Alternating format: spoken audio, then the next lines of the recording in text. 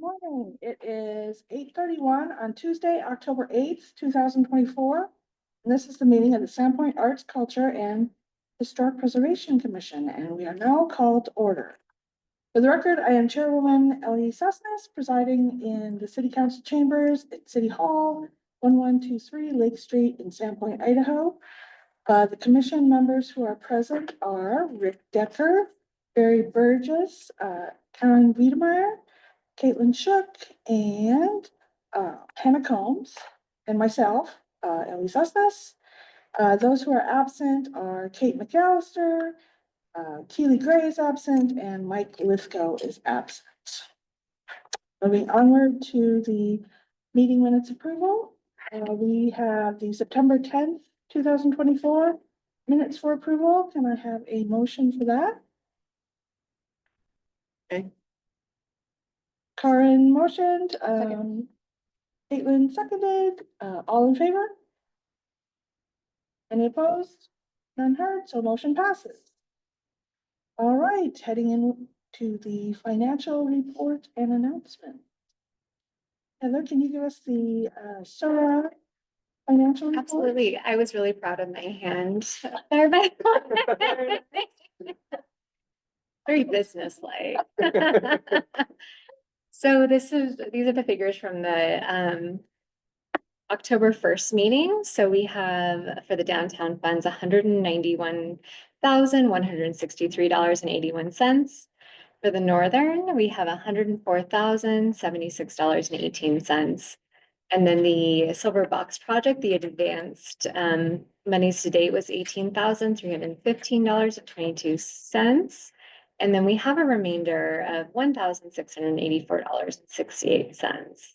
And so we look to use that for this new Silver Box cycle. Good. Are there any questions on those numbers? All right, moving on. Let's have a presentation of the new City of Sandpoint website. So I am so excited to share with you all that we have done a soft launch of the new website. You will note that there are some pages that have not been updated yet. We just needed to get it rolled out. But I've already had feedback that it has been user-friendly, even in kind of a little bit of a raw form. So that feels really good. So it's a non-scroll page, which I feel is very powerful. We have all the latest news up here, and it's a very integrated department website, which is really wonderful. So you can see right here, our news pops up, and then it has this great news blip here. The idea with this website is you can get to many things, you can use many different techniques to get to the same page because there's so many different types of users. So you have the integral search engine here. Sorry, it just takes a minute. And then, for instance, the Paint the Plow, we have an arts, culture, and historic preservation page, which is really exciting. I'll be the webmaster for this page, so I can instantly update things. We'll have arts, culture, and historic preservation here. All of our program can be here. But you can see the Silver Box project is here as well. So I love those integrated links to everything. Whenever you have time, I encourage you all to kind of cruise through the website.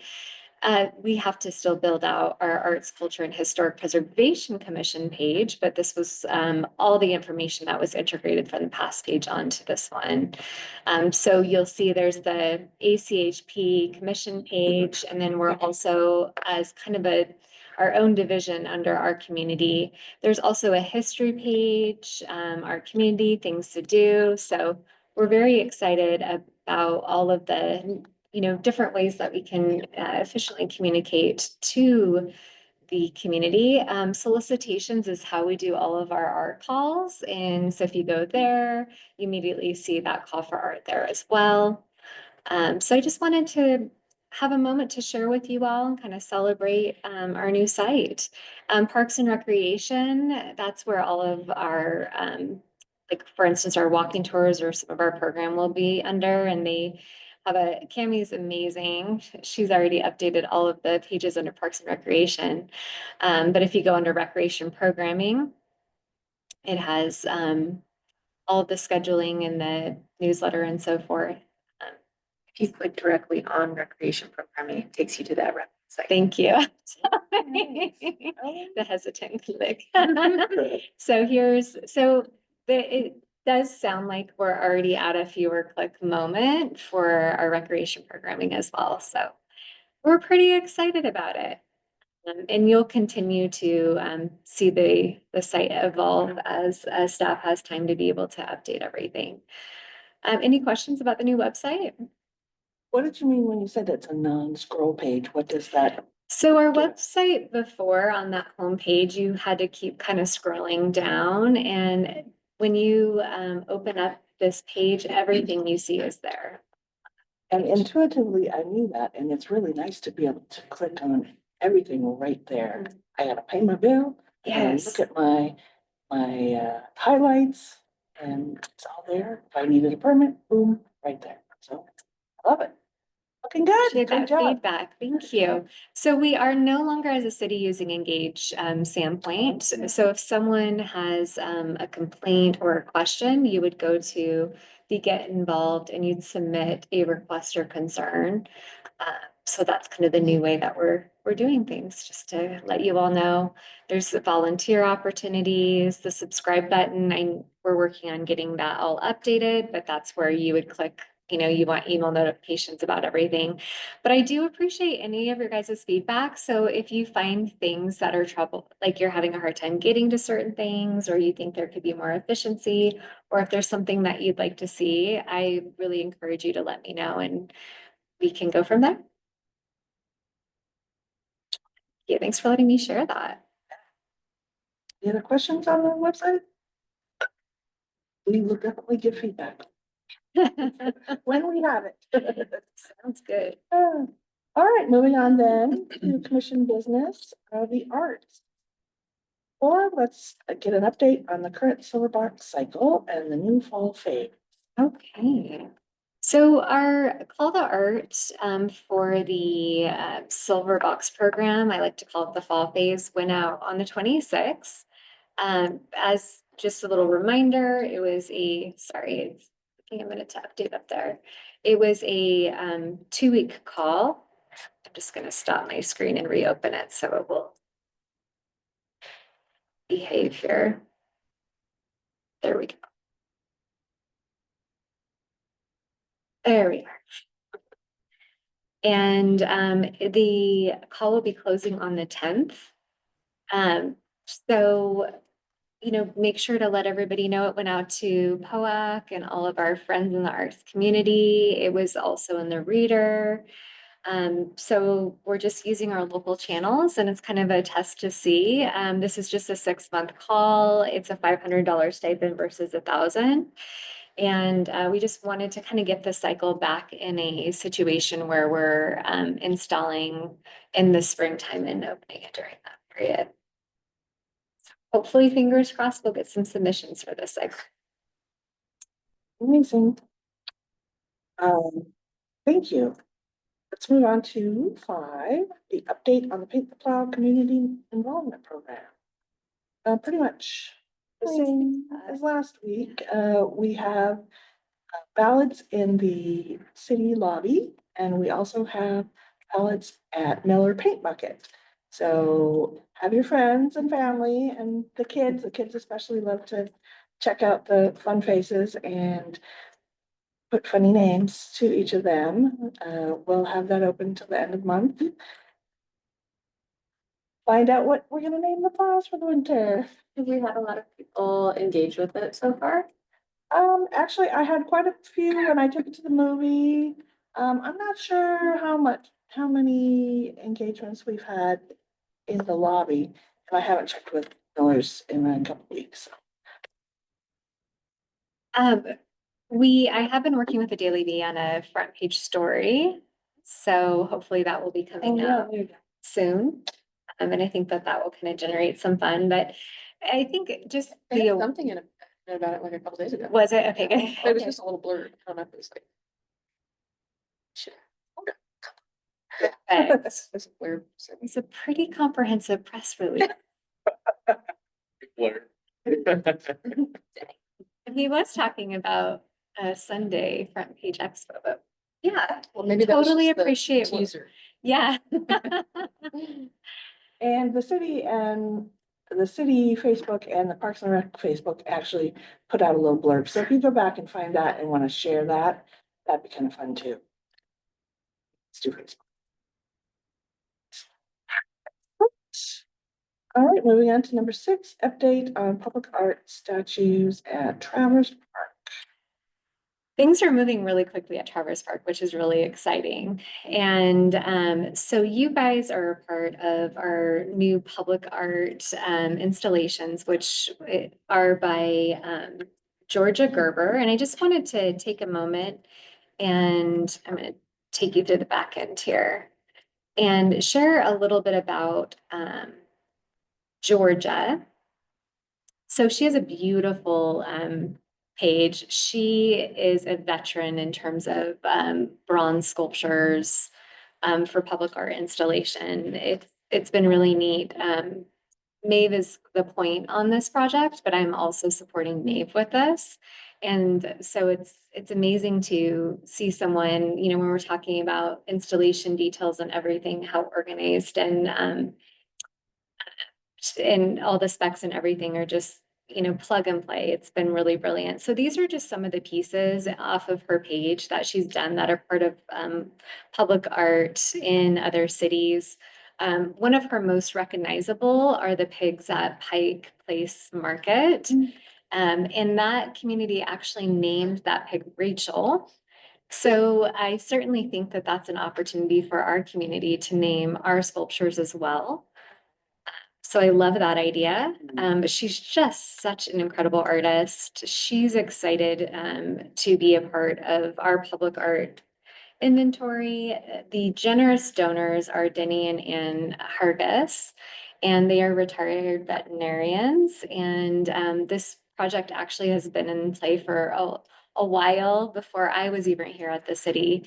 And they wanted to bring some creative vitality and celebrate Traverse Park in that area. And so what was selected and donated, back to my slideshow, are a beautiful bear. And this is kind of a little tickle to the Patrick McManus stories. So as a reminder, he was a youth here. He grew up on Sand Creek. And he was so inspired by his experiences as growing up here that he ended up writing about them and became a New York best-selling author with those stories as a humorous nature writer. And he was playing with his best friend, James E. Russell, on Sand Creek, who is the generous donor of the the Russell Sports Center complex. So that weave is just so beautiful and strong. So these pieces are going to be going into the playground. We've been working with the playground designers and the engineers to make sure that they are appropriately placed, understanding the weather conditions, direct sun on bronze, knowing that they're in a playground, where is it safe, where does it make sense from a storytelling standpoint. So I just wanted to present to all of you, and I know this is kind of hard to see, but the bear is going to be placed right at the entrance of the playground. So he'll be there welcoming you. And then the other piece is a bronze cougar and cub. And she will be lurking over here in the trees, watching over all of the children. And what's fun is you have one that really greets you when you enter, and then you have one at the very end of the play area. So your eye really is drawn to the whole parameter of the playground. And this, so I don't know if many of you are familiar with the casting processes, but the expense is in the cast when you're talking about bronze art sculptures. And so she's made a cast, and so she can make multiple of the cougar and cub. And actually, one of the cougar and cub lives in the San Francisco Zoo. So that's really exciting. And then there also is another one that lives in the Harmony Hill Retreat Center in Washington. So yeah, but they each have a soul, and that's why they need a name. So I think that would be next steps, is thinking about how we can do a really exciting community engagement moment. My understanding is that we hope to have Travers with a grand opening on Thanksgiving for the turkey trot food drive. That's always been a historic place for that. So it would be amazing to be able to celebrate with that event. And so we just need to think about, do we want to get everything open, and then after that, kids can have a chance to get to know the sculptures and then do the naming and community engagement? Or do we want to try to figure it out before? Those are things that You gotta meet him. we gotta meet them, right? Spend some time with them. Pet them. They are like life size, Wow. which is really, really exciting. Yeah. I think I call them like the jewelry of the park, you know.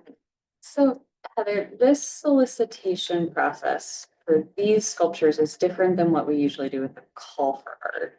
So was this incorporated into like the overall um playground planning process? That's a- Because it's a yeah. hands-on thing? That's a great question. So this was a donation, which is very different than a procurement process or call for art.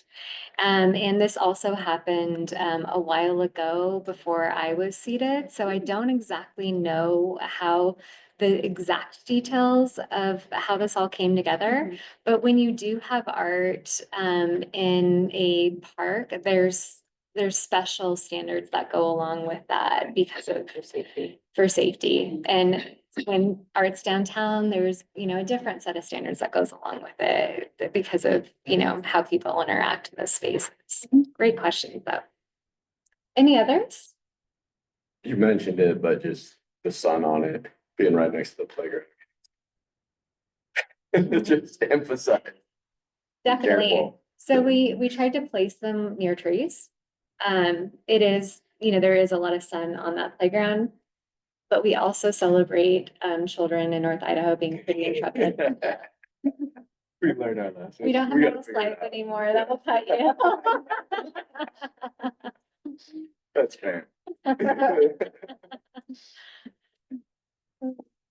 Well, this is just really exciting to have these be a part of our collection. And she is a very well-known, national regarded artist. And so, and the donors are such incredible people and so generous. So What's the artist really name again? excited. Georgia Gerber. Thank you all for letting me share that. And then so maybe we can, during the winter time, start noodling around on how we want to go about with the community engagement of naming them. And that might be kind of a fun thing to do during the winter time. And then a big reveal in spring. That on the next agenda. All right, then moving on, let's have a discussion and hopefully a recommendation regarding the public art totem pole rehabilitation.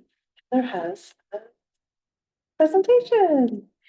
So I wish we could have recorded this moment because I was contacted by a young man, Curtis Summerfield, and he is doing a Eagle Scout project, and he is interested in rehabilitating the hidden totem pole that's at Community Hall.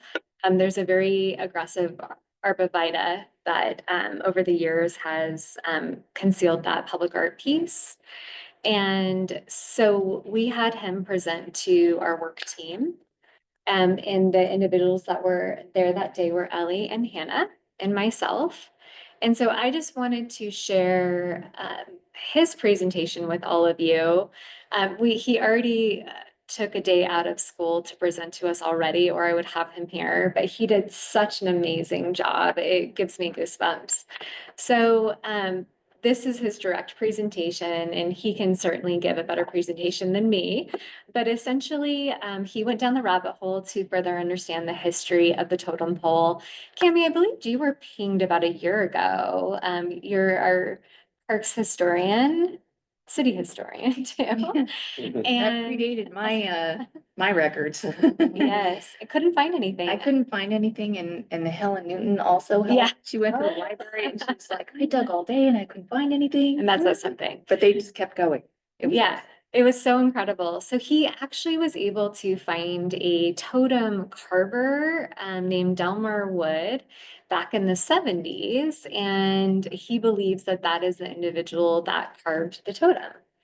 So Hannah, I think you said it best, thinking about the arts renaissance that was happening during that time in the 70s.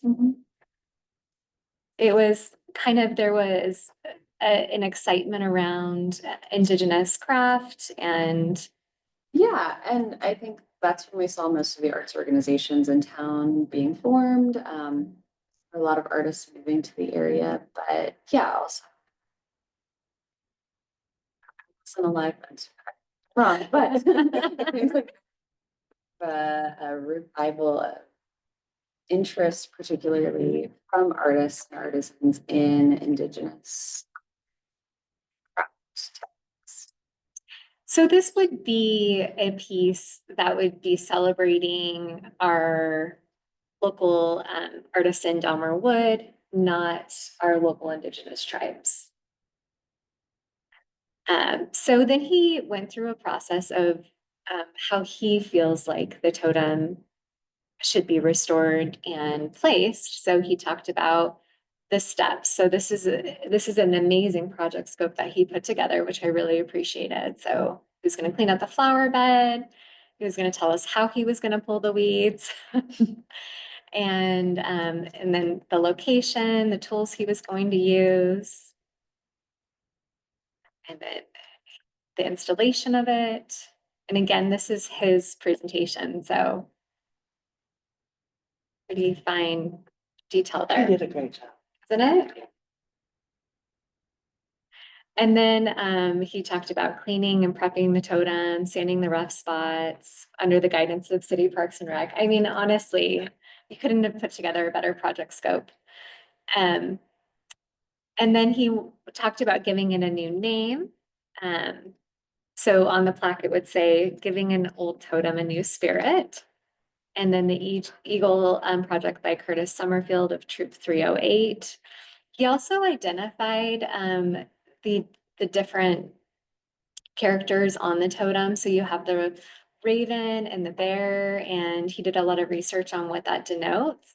And his guardian actually has restored totems from other communities that Girl Scouts actually had created. Like there was one in Oregon. So he really has the amazing support that have gone through this process before, which I thought there was a lot of value in.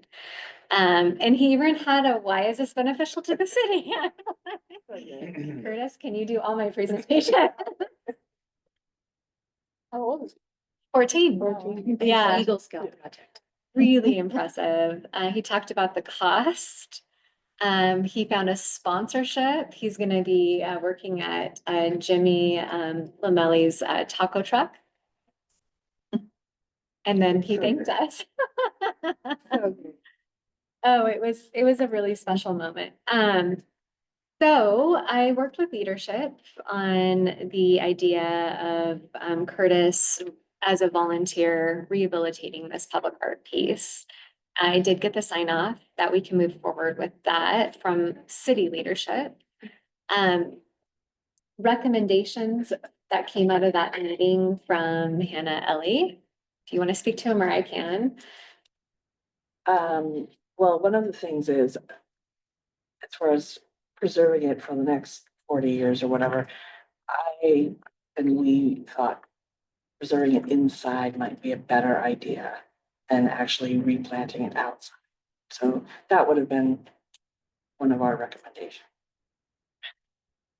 And then Hannah, you brought up a really good point about how the community hall is like a time capsule. It's like own mini museum. Yeah, in a lot of ways, the interior of that building already harkens back to that kind of period from like the 30s through the 70s. And there are a lot of, I mean, the Boy Scouts, which is a separate troop, 111, that have their eating room in there. That is really like a museum for the Boy Scouts. But even the main city hall space or community hall space has still a lot of character that harkens back to that mid-century period. So I think aesthetically it would fit.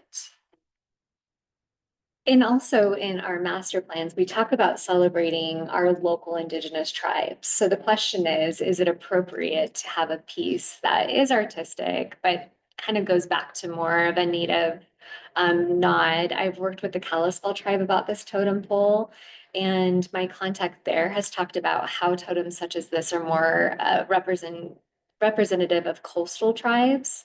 So therefore, having the art piece inside a building and making sure that the narrative is clear, that this was done by Delmer Wood and kind of that storytelling, I think is really effective and really appropriate. So those were the recommendations I brought to leadership. Curtis is great at the city, guiding on where the appropriate placement will be. He was really excited just to be able to work on this. One thing that he mentioned that wasn't in the presentation is he's also sought the expertise of Maria Larson, who's a local artist, to help with the painting. So he definitely has some great support on this project. He does want to get it done, hopefully like within the next month or two. So I am coming to you with all this information for a motion to essentially have a move forward. I think the placement would be the only thing we want to clarify in that motion as well. Yeah, do we have an idea of how it would be mounted, or would it be on Yeah. the floor, or how it would be attached to the building so it wouldn't damage the Absolutely. building? So he talked about how he has a totem in his home, and it was really beautiful. It was up on the wall. So I need to go down to community hall, and I'd love it if the first four would like to join me because we can't go all together. And we can kind of decide, do we want it on the ground? And then we'd have Curtis build a platform for it, or do we want to have it installed up on the wall? Is the interior of that space the original log? Yes, the ceiling is not. How tall is it? It's about 4 like feet 4 up. feet. Yeah. I just want to hear a little bit more about what your representatives from tribes say.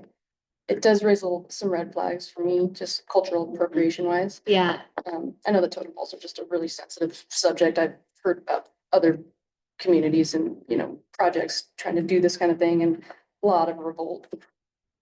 Mostly it's really, very sensitive white people that are just trying to. Yeah.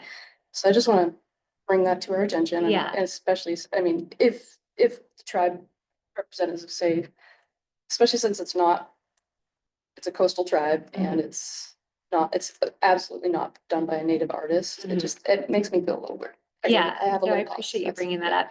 So it was not like formally identified with any tribe. So it's more of just like an inspired artistic Which piece. kind of almost makes it weirder. It's like, this is cool. And it's not, Yeah. really- it's kind of just ripping off a very sacred thing to a tribe.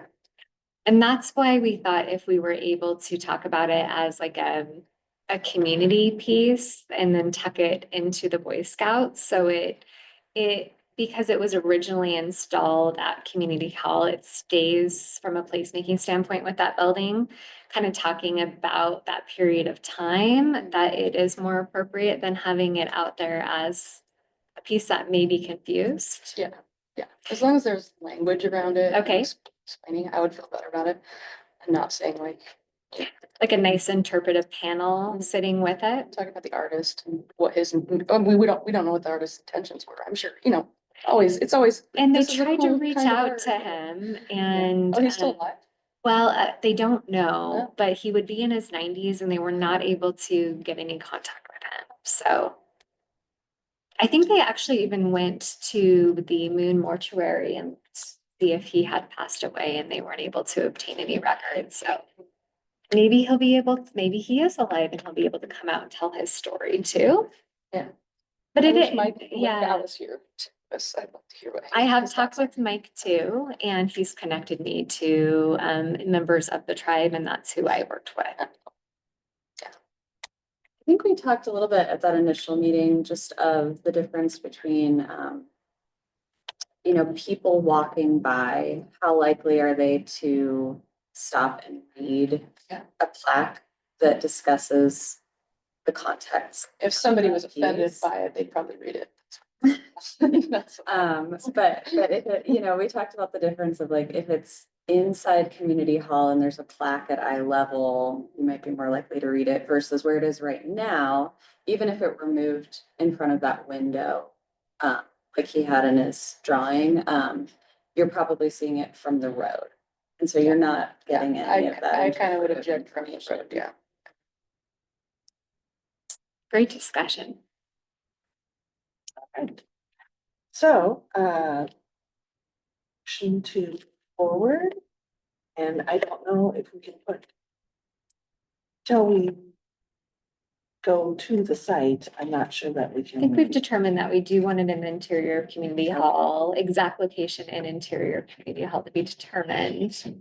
But that it definitely will need interpretive panel beside it, sharing the history of it. Can I have a motion to move forward with this project? Noting that we recommend that it goes inside. Like to add that we note that it be installed in a way that does not damage or impact the structure of community hall itself.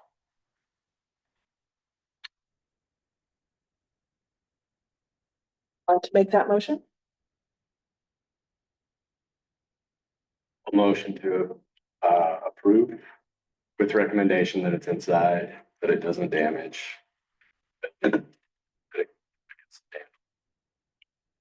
Smooth in there, Interpretive signage.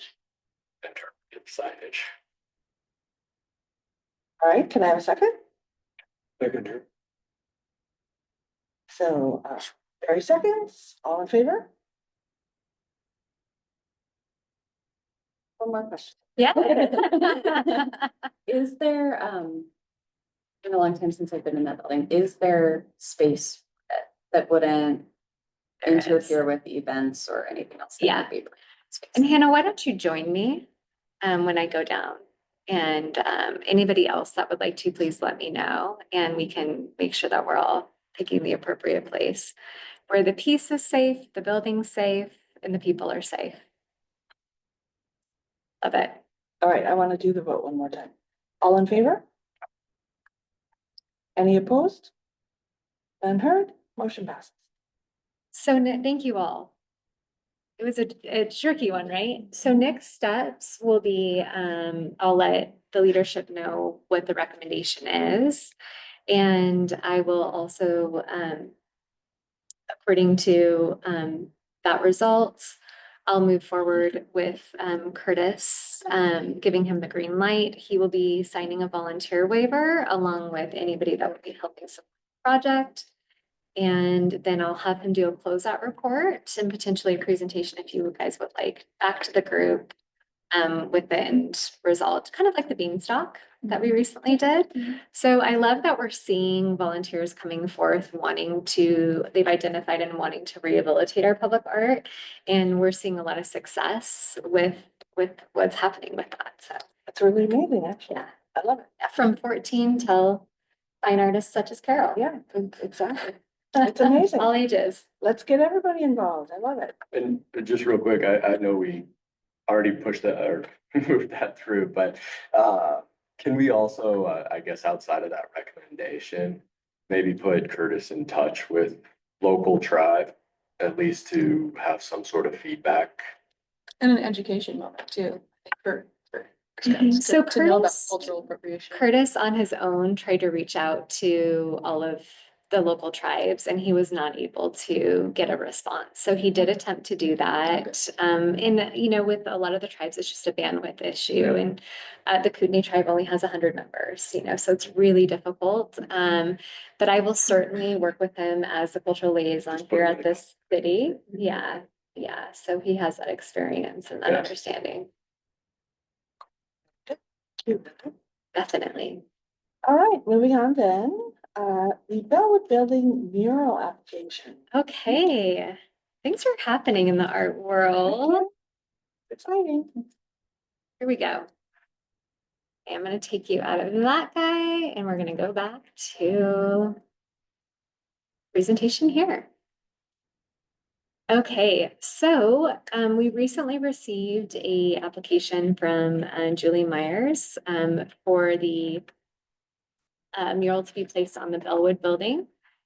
And you all are familiar with this building because we just worked very hard on getting an Orchid Award for it that they recently received.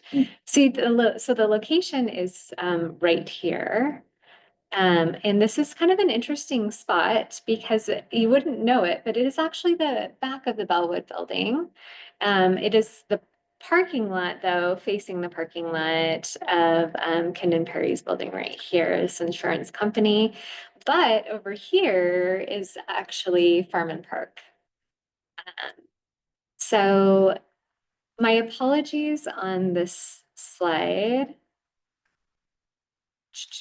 Because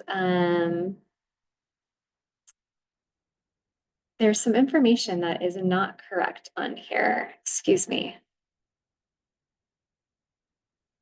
Let me share it one more time.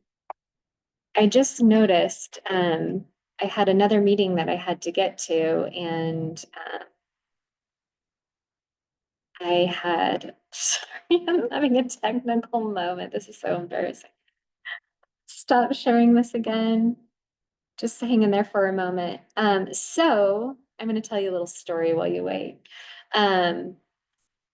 We have some really exciting news. So Julie, you know, who owns the Bellwood building, there's a lot of amazing individuals that are in that building, such as Bowdoin Architecture, and that's just one example.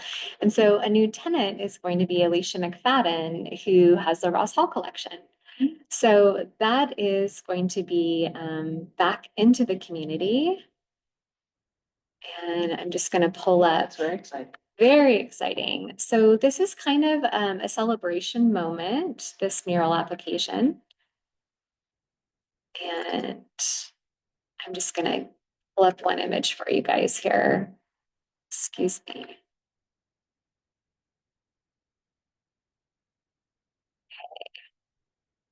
And I want to show you. So she's been working with, Julie has been working with Alicia on the exact images. And she's nearing finalization.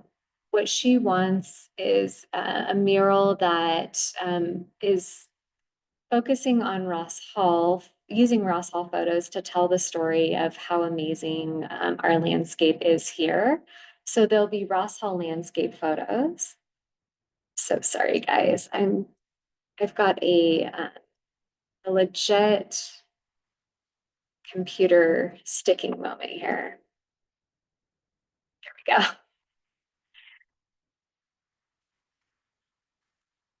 There we go. Now it's starting to respond.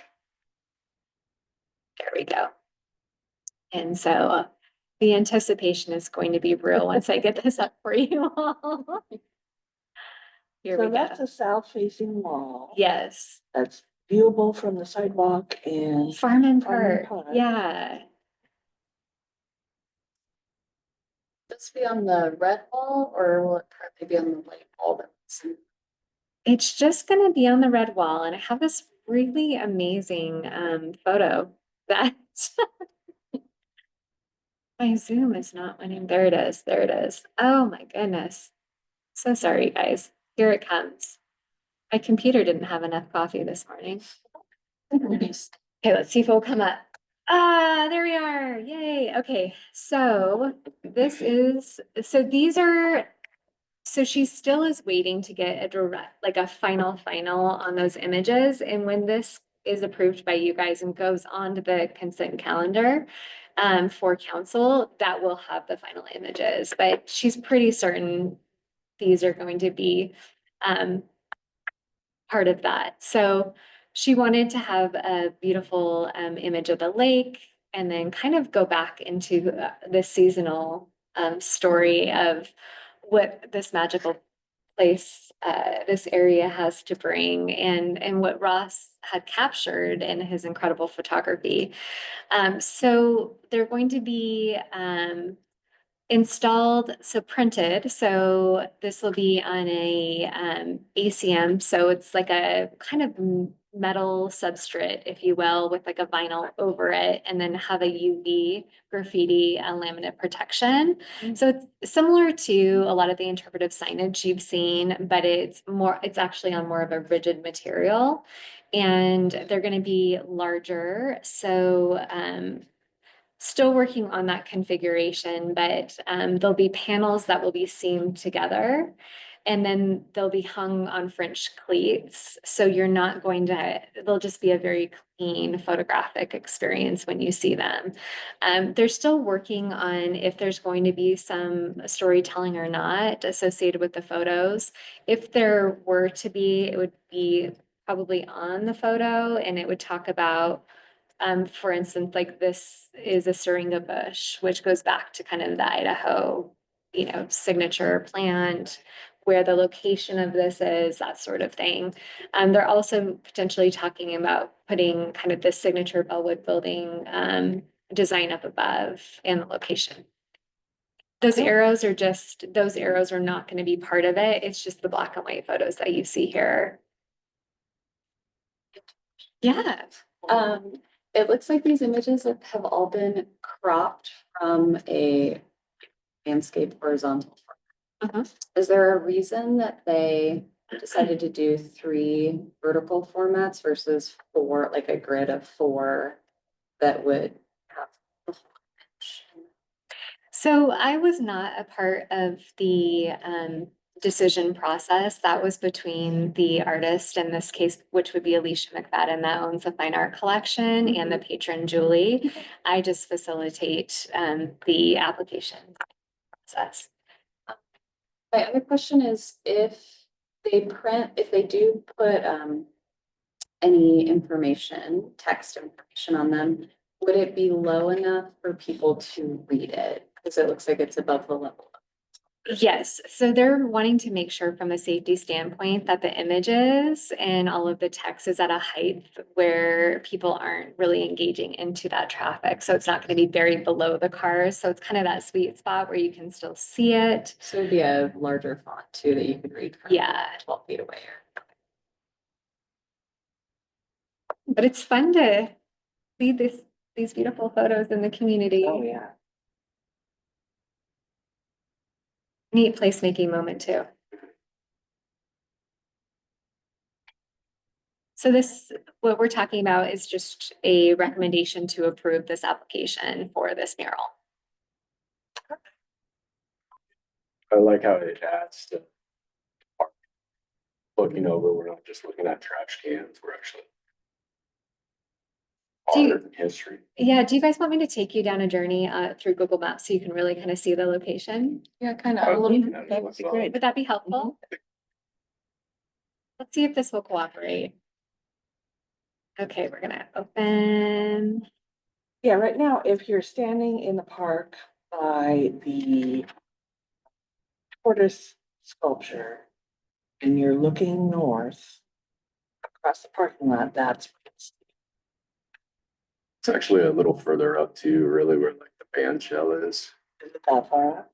Yeah, right now. It's like right across and it would be. Bacon?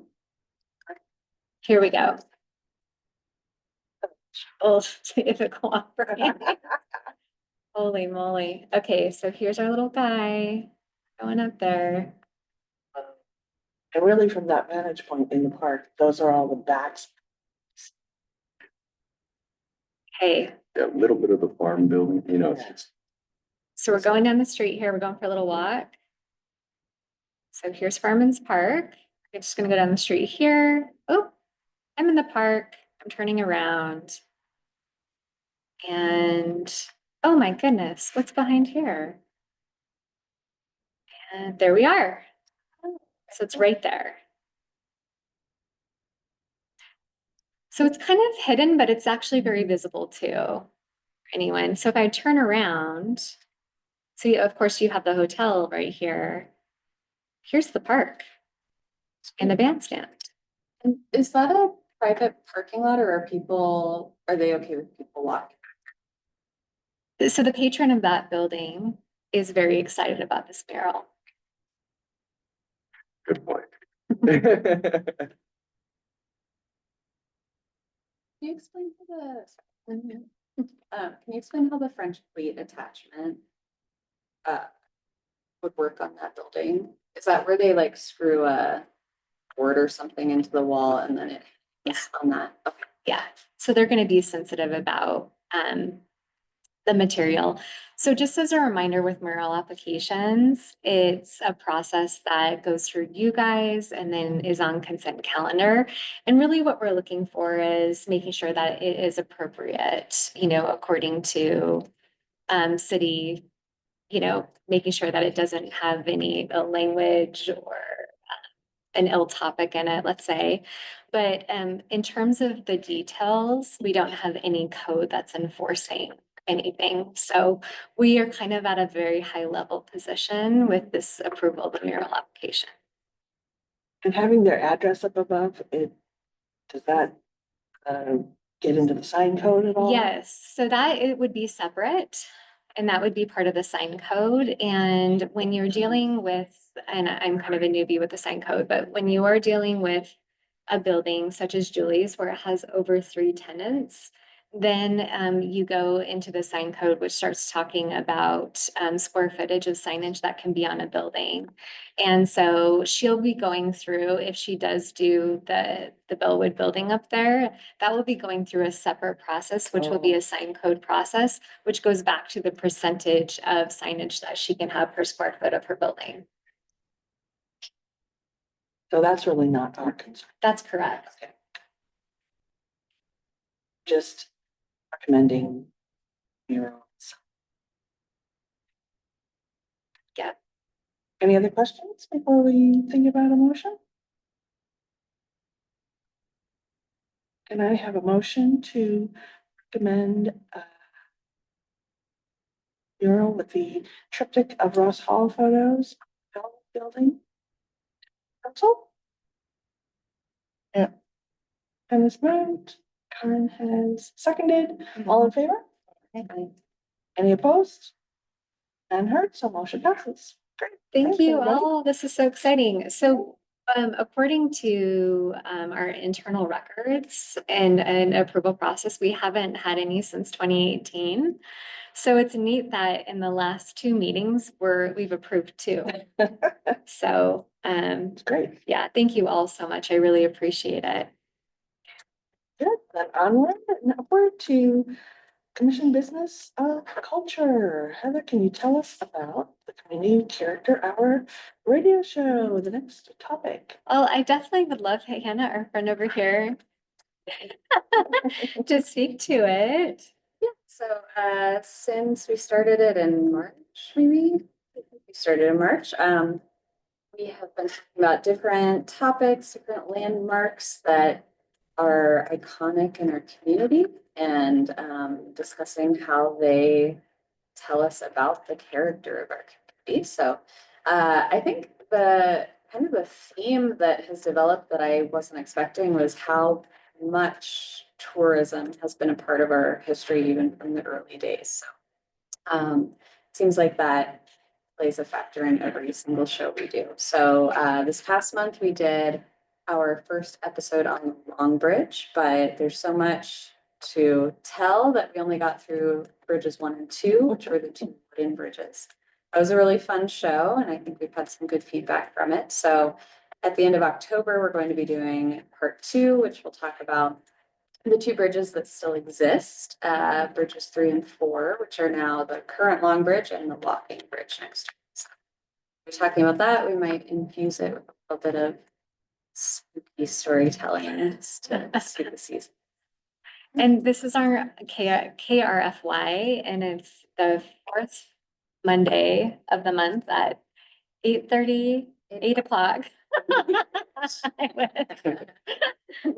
And so that's live, and then it comes out again 2 weeks apart. 2 weeks. So what's really exciting, we're gonna create a landing page on our website that will have all of the shows. So I think it will be a really great, easy point to be able to access them. But really great feedback. It's so much fun.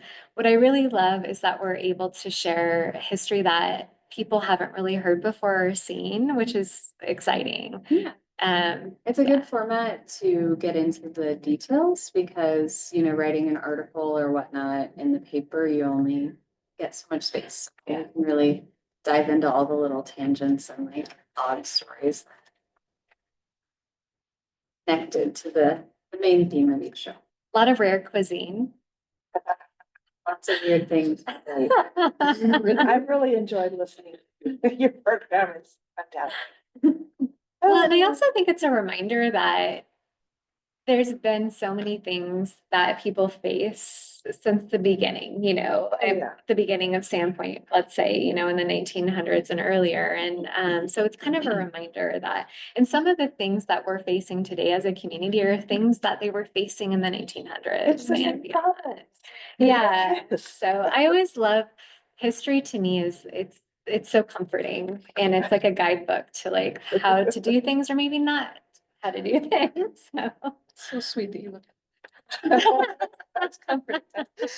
It's like a warm blanket, the history.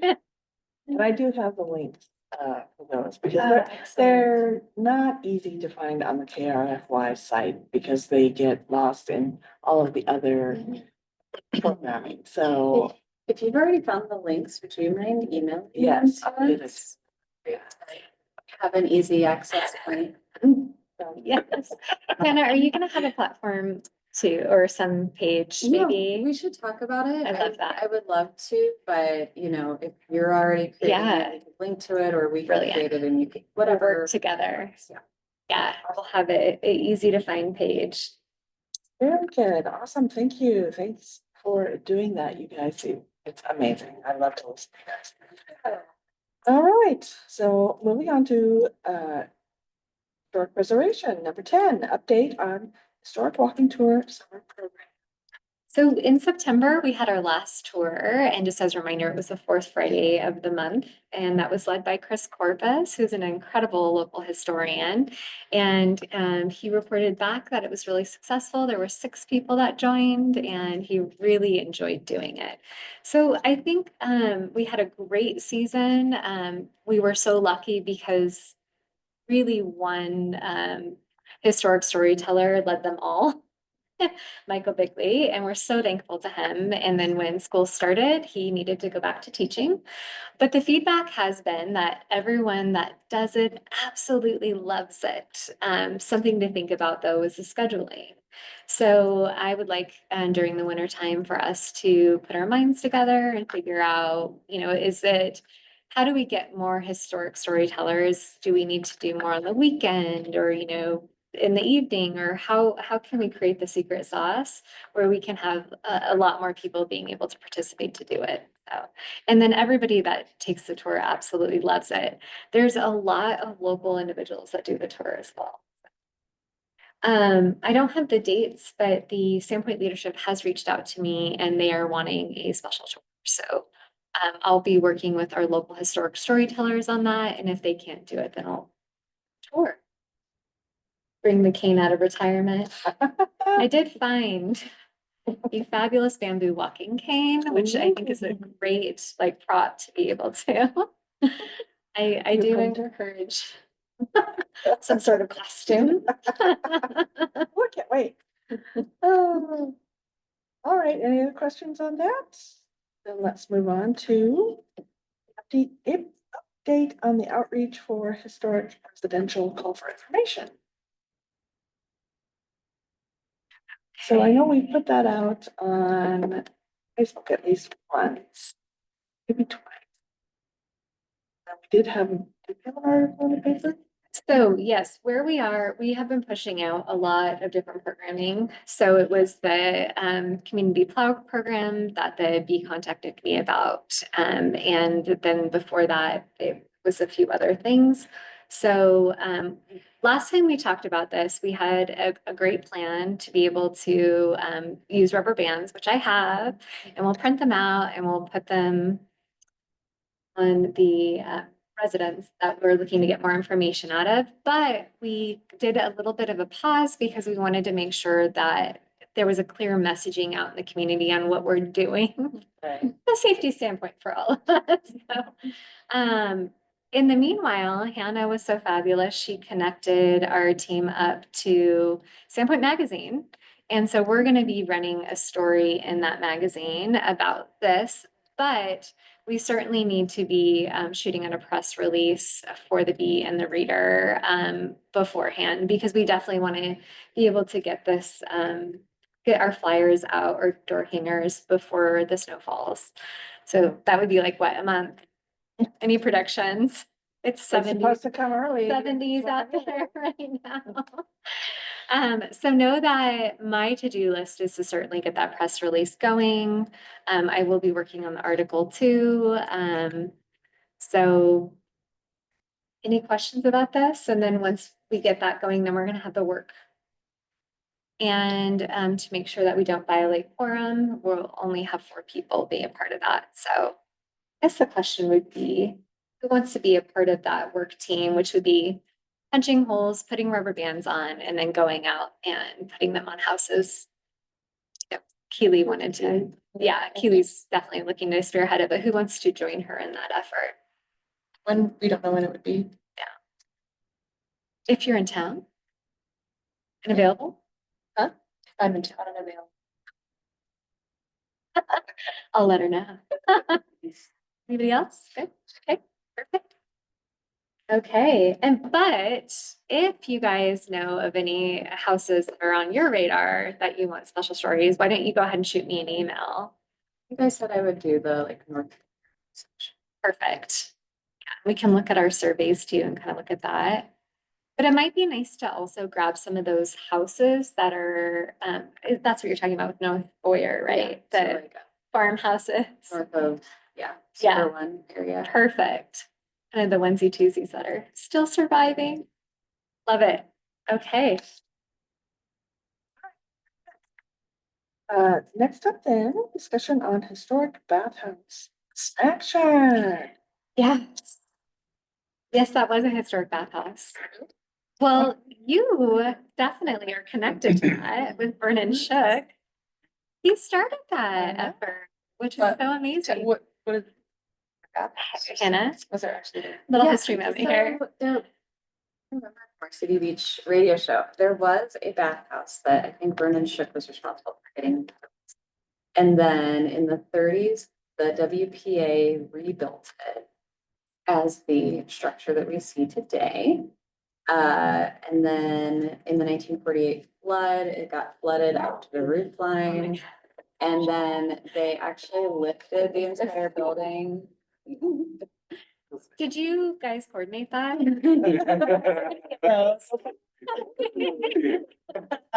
Those are just my alien friends. I'm gonna ask them to circle the planet. So through the flood, they actually lifted the whole building 8 feet higher in the ground and filled in City Beach, so it would be higher if another flood happened. And then, so that's kind of the highlights of the early. What was in the original bathhouse section? I haven't seen any information about what it like. And back then it's like more people probably took baths. than showers.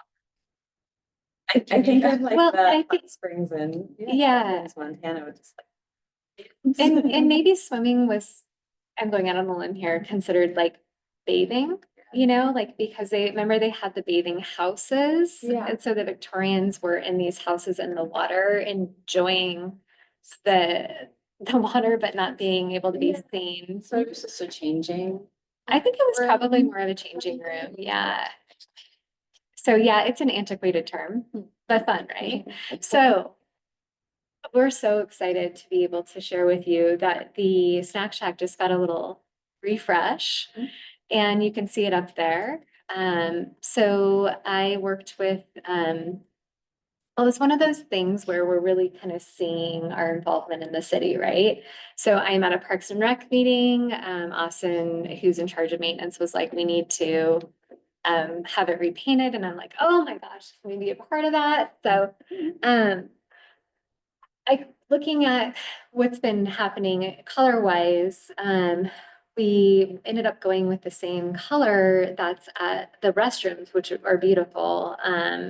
So that's the main lead color here. And then going back to the original stucco, choosing a color that really enhances that stucco. And then incorporating white to really make the trim pop out. So this goes back to the idea of the bungalow pattern books where, you know, using contrasting colors can be really powerful and really kind of tell the story of a building. So it's a 3-color paint job. The parks maintenance crew was wonderful about it. So we're really, really excited about it. It looks so beautiful. There was quite a bit of, areas that needed some work, replacement of trim. They went ahead and did all of that. So she's got a new look. Here's some other examples. So you'll see that the foundation here was highlighted before, you know, it just kind of had a monotone, you know, feel to it. It was white and kind of that stucco color. And so next steps, here's the restrooms. So we have a nice cohesive look happening too. We're understanding what are the other design elements that are happening when we were choosing these colors. The mural actually looks pretty great and I think is well framed out with that new color band going around the base. So we have 2 signs that are kind of really not fitting the building any longer. And then we have this really rich storytelling opportunity here, which is on that side of the building. So you can see the before and after. So my instincts are saying that we need to tell this really cool story about how this is a historic building with an interpretive panel here. And wouldn't it be neat if we redid the sign and we did something that was more appropriate in terms of material to the actual building? So like, would that be like a wood cutout that has a hand painted Marcia's Snack Shack on there? Who's Marcia? Did you already say? She was a mayor. Marcia. So there's a little history with that too. So Cami, would you like to share the story of that?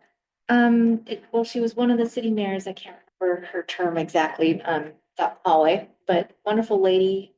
She passed from cancer.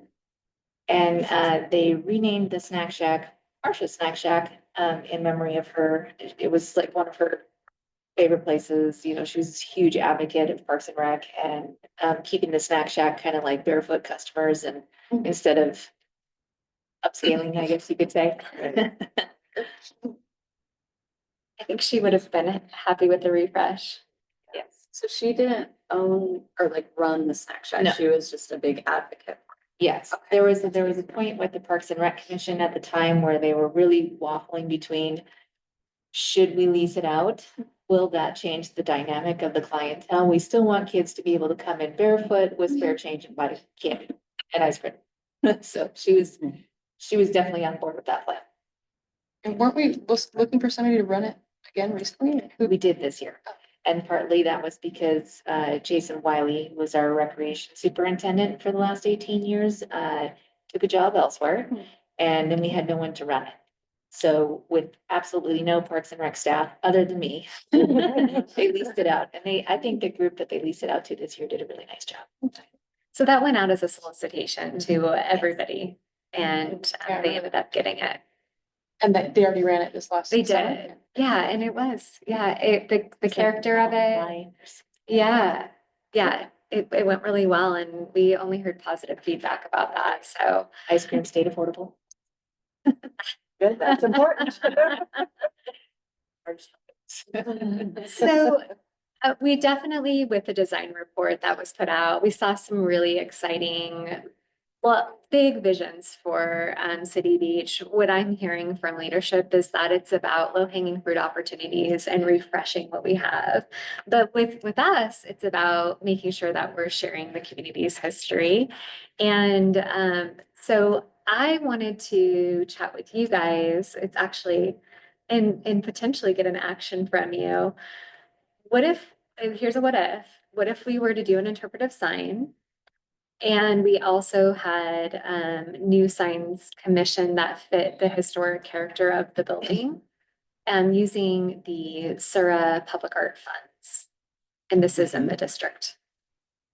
Or for Sure. downtown. I think that's a great idea. Mm.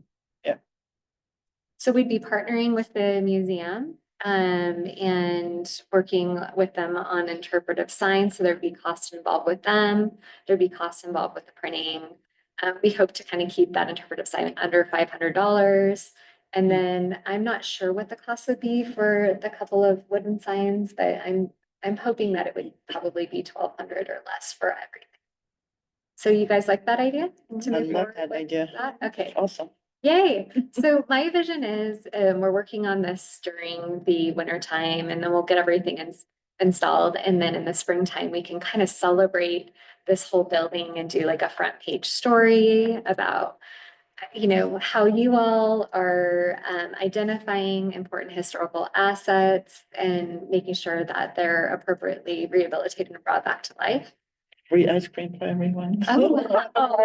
Are you offering a sponsorship?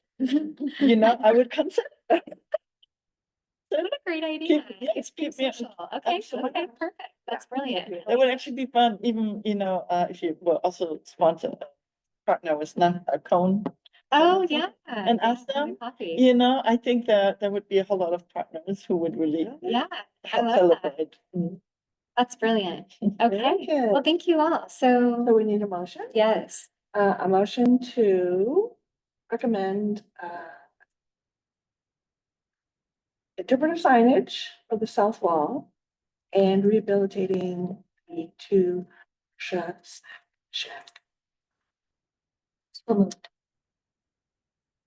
Next question? When we're doing interpretive signage projects, and this would be a recommendation that goes to council. Do they approve it at the beginning of that process, just to say, I think this is a good idea, go forward with it, or do they wait to approve like the final product signed? that's a great question. I don't believe that this would be a council. Because we're just using our own. Yeah, sort of funds. if Okay. anything, I'm presenting it to Sora. Oh, And then, if it were to go to council, it would maybe be on a consent. It's up to the leadership on what they want to share with council. So right now, anything that's brought forward to council is indicated, according to our code. But great question. So we have a motion.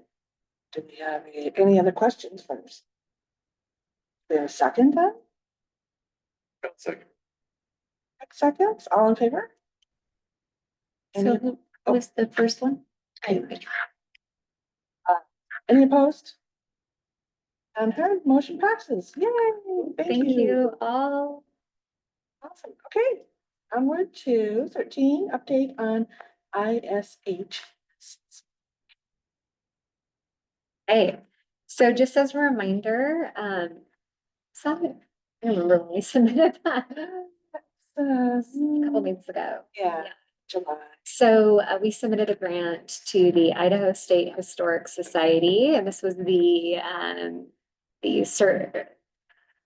community enhancement grant. for $2,500 to have as match funding for the Sura contribution for the new walking tour brochure.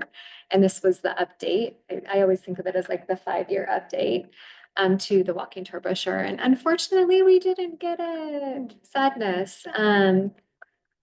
According to the SHPO review board, they had 25,000 to put out to the community on preservation projects, and $35,000 came in. So this is our second grant that we've submitted for CEG. Historically, we've always received it. And I think that moving forward, we just need to understand what if this is the right grant for us to participate in. It's quite a bit of staff time to put a grant together. And I felt like we had a really great application that we put forth. And so just something to consider next time when this funding comes around.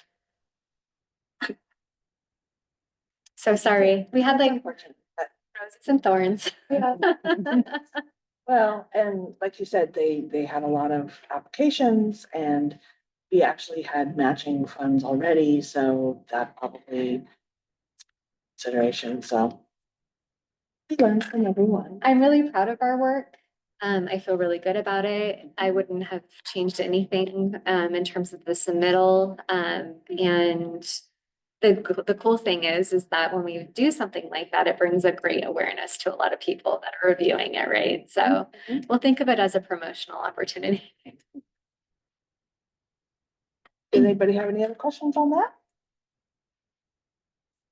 So we are going to be moving forward with the update. Of the So walking tour. of the walking tour brochure. So that doesn't mean we don't get to continue on the project.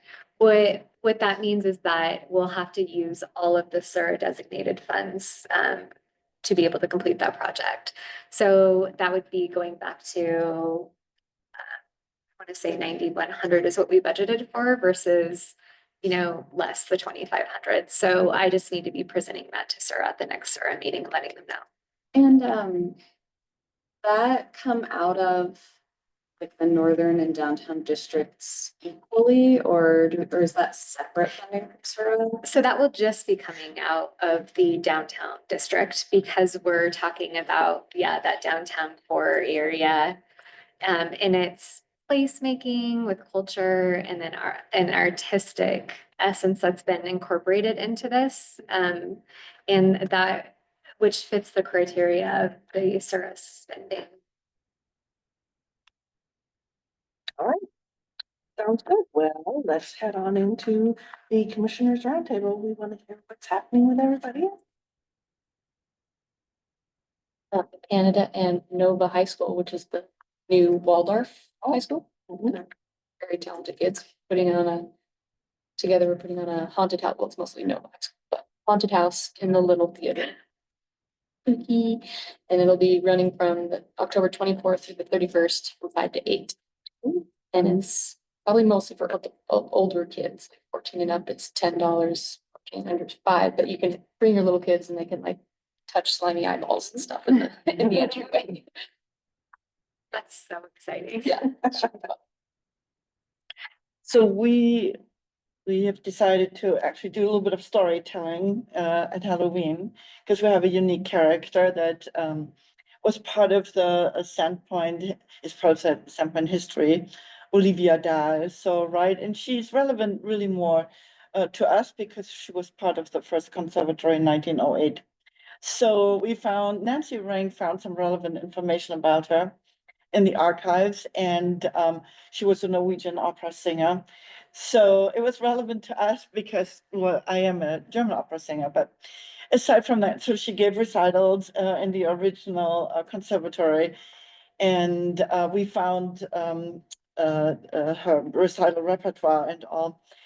But it's just, and then we discovered actually that the conservatory opened on September 21st, and so did we. So there are just So the story was kind of unfolding, and then 2 years ago, I found the original. That's why I know, I found the original and I brought it to share, actually. Yeah. You may remember announcement of the opening of the conservatory in 1908, which I thought was very cool. So, she's our ghost, right? She kind of haunts the school, and when lights flicker and all, we know it's her, of course. So she has her presence. This is, well, we need to try to bring her back to life or bury her forever, whatever we want to do. So she is a theme of our Halloween opera, and it's called Finger Food. And with finger food, I mean finger food. I mean finger food. And then the subtitle is Olivia's Lament. So the opera, which is on the 26th and 27th, so the weekend before Halloween, we'll be talking a little bit about Olivia. And then we've created a scenario in the funeral home. And that's all I will really want to say. I don't want to give the story away. But yes, we're decorating the school as well into a haunted conservatory, which we do every year. But the centerpiece will be the story of Olivia and how she comes back to life or not, who knows, right? But there will be a creepy buffet. Oh, that's so fun. And so for those of you who want to know more about it, I will hand, if I may, hand some out. If I may, here you go. And Hannah is providing a casket, a coffin. Yes. Yes. Excellent. So, and then we'll just have a lot of fun and tell the story of Olivia and the first conservatory and use that kind of rare form of art, opera, to convey that story. And talk about the ghosts of the past, or sing about the ghosts of the past. So I wrote the script. And I was inspired by, all the things that came from your archives. Thank you. So on the menu of the creepy food buffet menu, on the backside, you'll get more of the story. So it's just a very nice form and way to tell the story of some residents in Sandpoint and bring them back to life and to just enjoy them of what they used to be. So that's it. Sounds amazing. So cool. Did you bring up fine pictures of Olivia? And has I that sent it to Olivia you. gone into that Olivia at the museum yet? I mean, hear what she was like, but I. She gets really quiet one. I So just couldn't help myself, because I also love that type too. Like there's still an Olivia working. that is very true. Yeah. Yeah. So no, we're just having really a lot of fun with it's kind of the Iliad of the conservatory. Is Story. So Oh, that's it. What's going on in your Well, world? aside from helping more wonderful event, we're kind of taking a break from events to focus on strategic planning this month, but I don't know if you had talked about the storytelling, the people who came, yeah, the coffee yeah. clutch moment. I thought that was a really tremendously valuable event, and I don't know if that was, if you knew about it. Yeah, we partnered with the conservatory to do a coffee clutch, group oral history about their building, which was great. It was really cool to meet new people that I had never met before who were familiar with your building and its history. And it was kind of an experiment to see if that format would work, having multiple people being interviewed at the same time. But I think it went really well. Everyone seemed to have a good time, and it was really cool to have a few people, telling stories, being interviewed, but then also having the space in Little Carnegie Hall for other people to sit in and listen, I think was really neat. So we had one of our wonderful volunteers, Jim Howes, there, who does most of our oral history interviews. So I'm really looking forward to seeing what else we could do in the future, working off of that idea. Is that something where the commission, if we wanted, for instance, the downtown parking lot, when that gets reactivated, and we needed We Need History on Farming. Is that something where we could tap into that platform? I highly recommend it, just because, you know, the 110 Main Street building was a significant building, was a city hall, fireplace, lots of activity, so a lot of people interacted with it, so stories are in abundance. But, and it's fine, I think it's really great to archive them and, because we still have people who remember and who are still alive, but we're gonna lose them. So now it's a critical point to actually of the storytelling, because now we need to hand over these stories, so our past doesn't disappear on us, right? Yeah, and Or it's in a thumb drive and somewhere in the dust. yeah, and it was a great venue for it. I mean, the sound in that space was incredible.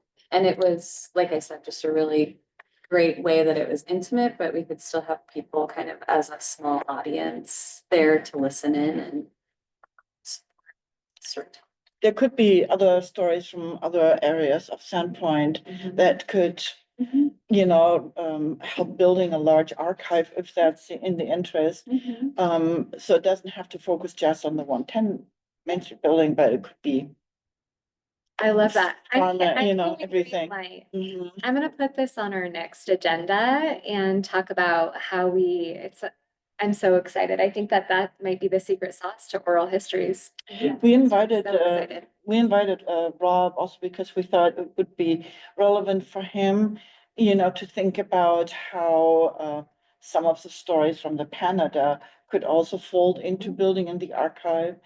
So, he wasn't available, but maybe next time he will be, because next time it could be, the Canada could be highlighted as a historic building and so because they're zeitgleich, you know, the Canada and the 110 Main Street buildings, correlated time-wise in their building. I think it would be really fun. I did want to mention, Inovia Foundation is working with the Carousel, to host, an event on, I think, November 23rd. It's the Saturday before Thanksgiving.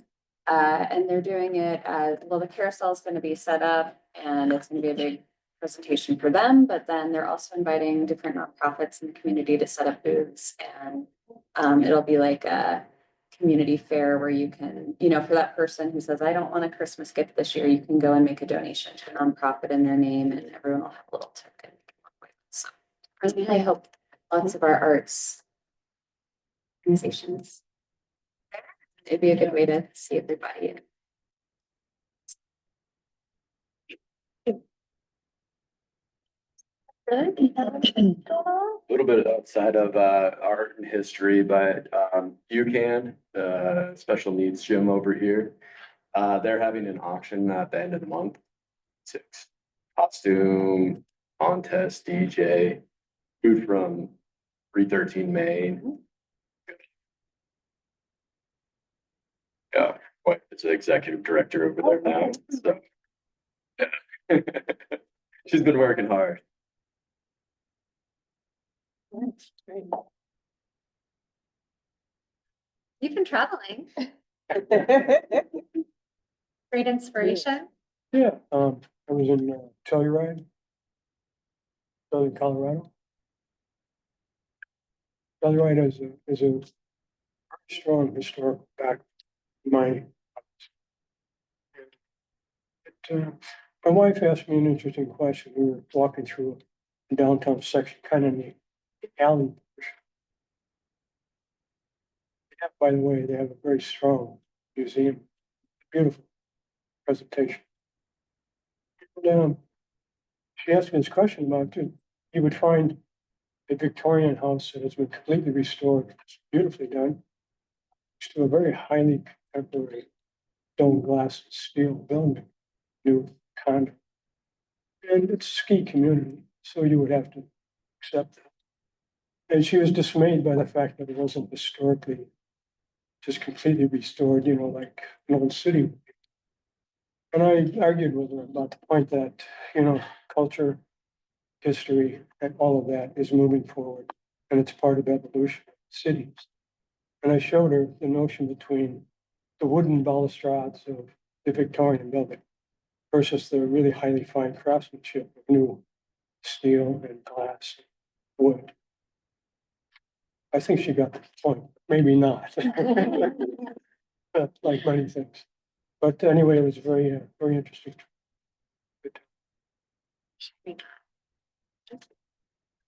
All right, well, if that's all, then let's adjourn. Thank you, everybody. Thank you.